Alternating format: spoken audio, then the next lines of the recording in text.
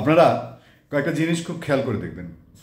গত কয়েক মাসের মধ্যে এই যে কেয়ারটেকার গভর্নমেন্টের নতুন বা ইন্টেরিয়াম গভর্নমেন্টের এই কয়েক মাসের উপদেষ্টা তারা তাদের ভাবভঙ্গি, বডি ল্যাঙ্গুয়েজ, তাদের কথাবার্তায় বুঝিয়ে দিয়েছেন যে তারা রাজনৈতিক দলগুলো, একটা সোজা সাপটা যদি বলি, বিএনপি, জামাতে ইসলাম, অন্যান্য রাজনৈতিক দলের কথাবার্তায় তারা তেমন একটা সন্তুষ্ট না, এবং বিএনপিও বা জামাতে ইসলামীও কতটা সন্তুষ্ট এ নিয়ে আপনারা বিচার বিশ্লেষণ করতে পারবেন খুব সহজে।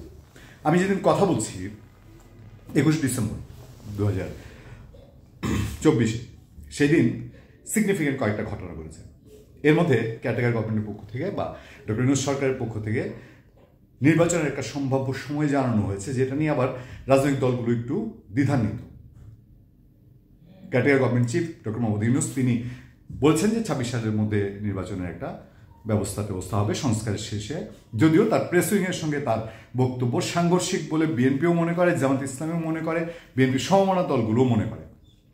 এই পর্যায়ে এসে যে ঘটনা ঘটেছে, বিএনপি 12 দলীয় জোটের সঙ্গে বৈঠক করেছে। সে তার জোট ভেঙে দিয়েছিল, এখন আবার 12 দলীয় জোটের সঙ্গে তার একটা তো লিয়াজুর সমন্বয়, দীর্ঘদিনের তাদের মতাদর্শের মিল বিভিন্ন কারণে আছে, সেখানে বৈঠক হয়েছে। বৈঠকে নতুন রাজনৈতিক দল গঠন প্রক্রিয়া, আমরা যে নিয়ে এর আগে কন্টেন্ট করেছি, আপনাদেরকে আলোচনা করেছি, সেই বিষয়টি আলোচনা উঠেছে। এটা নিয়েও বিএনপি সহ সবার মধ্যে একটা অস্বস্তি আছে, সরাসরি তারা নানান রকম কথাবার্তা বলছেন।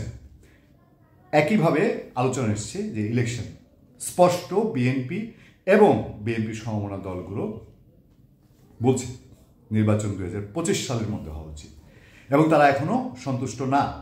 ইন্টেরিয়াম গভর্নমেন্ট যেই টাইমলাইন দিয়েছে, যে কথা বলেছে, সেই জায়গায় তারা সন্তুষ্ট না। তারা বলছে যে এই নির্বাচন সংস্কার যেগুলোর প্রয়োজন দ্রুত সময়ের মধ্যে করে 25 সালের বাইরে আর যাওয়ার কোনো সুযোগ নেই। তারা 26 সালের ইলেকশন চায় না, 26 সালের ইলেকশন প্রয়োজন নেই। কেন চায় না? যাবো সেই জায়গায়। জামাতে ইসলামীর জায়গায় আসেন। জামাতে ইসলামীর নায়েবে আমির তিনি ডক্টর শফিকুল রহমান, তিনি বলেছেন যে নির্বাচন 25 সালের মধ্যেই হতে হবে। 26 সালে উনিও একদম স্পষ্ট তিনি বলছেন যে 26 সালের নির্বাচন তিনি চান না। 26 সালের নির্বাচনে তাদের কোনো তাদের হিসাবে 26 সাল পর্যন্ত যাওয়ার কোনো সুযোগ নেই। চাঁদপুরে একটা অনুষ্ঠানে তিনি বলেছেন। জামাত তার অবস্থান ছেড়ে এসেছে, জামাতও বলে দিয়েছে তারা মনে করে 25 সালই যথেষ্ট। তাহলে এখন বাংলাদেশের নির্বাচনের ফিল্ডে যে শক্তিগুলো আছে, বিএনপি, জামাত ইসলাম, আমি তো বলছি আওয়ামী লীগ নিজেই তারা একটা খরচের খাতায় চলে গেছে।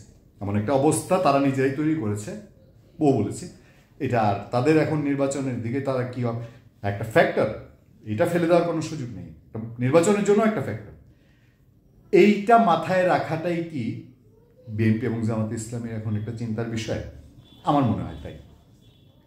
জামাতের আমির বলেছেন, জামাতের আমিরের কথাগুলো যদি আপনি মনোযোগ দিয়ে শোনেন, যারা পত্রপত্রিকা পড়ছেন, বিভিন্ন পত্রিকায় রিপোর্ট হয়েছে, প্রথম আলো তো দেখবেন, সেখানে তিনি বলছেন যে নির্বাচন যদি দেরি হয়, নির্বাচন যদি পিছাতে থাকে, তাহলে পতিত ফেসিবাদ যারা, এই পতিত ফেসিবাদরা তারা শক্তি সঞ্চয় করবে, এবং শক্তি সঞ্চয় করে তারা আরও সামনে চলে আসার চেষ্টা করবে। মানে পক্ষান্তরে তিনি নেগেটিভলি বলেছেন কথাটা, কিন্তু বিষয়টা হচ্ছে যে সোজা সরল হিসাব করলে দাঁড়ায় যে যত নির্বাচন পেছাতে থাকবে তত আওয়ামী লীগ শক্তিশালী হতে থাকবে। পয়েন্টটা এক কথায়, পয়েন্ট হচ্ছে খেলাটা কিন্তু বিএনপির হাতে। বিএনপি যে কাণ্ড কারখানা করে ফেলেছে, বিএনপির দুষ্ট লোকগুলো, দুষ্ট ছেলেরা, যে দুষ্টদেরকে তারেক রহমান সামলাতে গিয়ে এখন হিমশিম খাচ্ছে, একরকম বলা যায়। বিএনপির হাইকমান্ড সামলাতে গিয়ে একরকম হিমশিম খাচ্ছে। সেই দুষ্ট ছেলেরা যে ওই থই খাই পিঠা ভাগাভাগি শুরু করেছে, এইসব পিঠা ভাগাভাগির কারণে এই বিএনপি আমার কাছে সিচুয়েশন তৈরি করে দিয়েছে। জনগণ একটা এমন হতাশা, দিকবিদিক শূন্য একটা অবস্থায় গেল। শেখ হাসিনা যা চেয়েছে অনেকেই, আওয়ামী লীগের অনেকে চেয়েছে, কিন্তু যে বিএনপি চেয়েছিল মনে হয়েছিল যে কষ্টি পাথরে যাচাই বাছাই হয়ে একটা শুদ্ধ একটা বিএনপি, বা একটা যেটা গঠনতন্ত্রে আছে, ঘোষণাপত্রে আছে, জিয়াউর রহমান যেই বিএনপি সাজিয়েছিলেন, সেরকম একটা কিছু বিএনপি আবার হাল ধরবে। দেখলো ওমা, যে লাও সেই কতু, ওই যেই আওয়ামী লীগ গেছে তো সে আবার সেই বিএনপি, সেই লুটপাট, সেই চাঁদাবাজি, সেই একই প্রক্রিয়া। তো এই জায়গায় এসে মানুষ মানে ওই যে বিকল্প তো নাই, আওয়ামী লীগের বিএনপির বিকল্প আওয়ামী লীগ, এখন বিএনপি থেকে সরতে গেলেই গিয়া দাঁড়াতে হয় আওয়ামী লীগের পিঠে ধাক্কা দিয়ে। আর তো দাঁড়ানোর জায়গা নেই বাংলাদেশে। আপনি তো বাংলাদেশে তো ওই যে পাগল আর শিশু ছাড়া নাকি নিরপেক্ষ নাই। আসলেও কিন্তু অনেকটা তাই। সেই জায়গায় এসে মানুষের এই যখন অবস্থা, তখন মাঠটা আস্তে আস্তে ফাঁকা হয়ে গিয়ে কি আওয়ামী লীগ দিকে বল আস্তে আস্তে যেতে থাকবে, এরকম কোনো চিন্তা বিএনপি বা জামাতে ইসলামী আছেন, যে কারণে তারা 25 সাল ক্রস করার কোনো পক্ষে না। আরও একটা কারণ হতে পারে, দেখেন চিন্তা করে মিলে কিনা। সেটা হলো এই যে সরকার নতুন রাজনৈতিক দল গঠনের পেছনে আছে বলে রাজনৈতিক দলগুলো কেউ কেউ মনে করছে, কেউ কেউ মনে করছে যে সরকারের পৃষ্ঠপোষকতায় নতুন রাজনৈতিক দল হচ্ছে।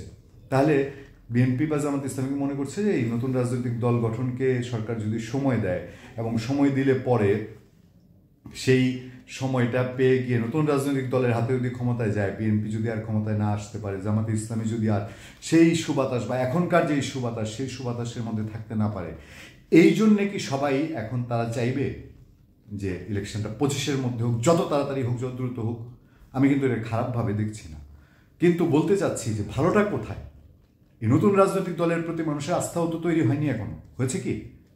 আবার বিএনপিও তো আস্থা হারিয়েছে অনেকটা, নাকি? তো তাহলে মানুষের জায়গাটা কোথায়? এই জায়গা থেকে আসলে একটা তথৈবচ অবস্থা কি বাংলাদেশের? ধন্যবাদ সবাইকে, ভালো থাকবেন, সুস্থ থাকবেন। সত্য, করুণা এবং সহনশীলতার সাথে আপনাদের সাথে সবসময় আমি আতিক রহমান, পূর্ণিয়া।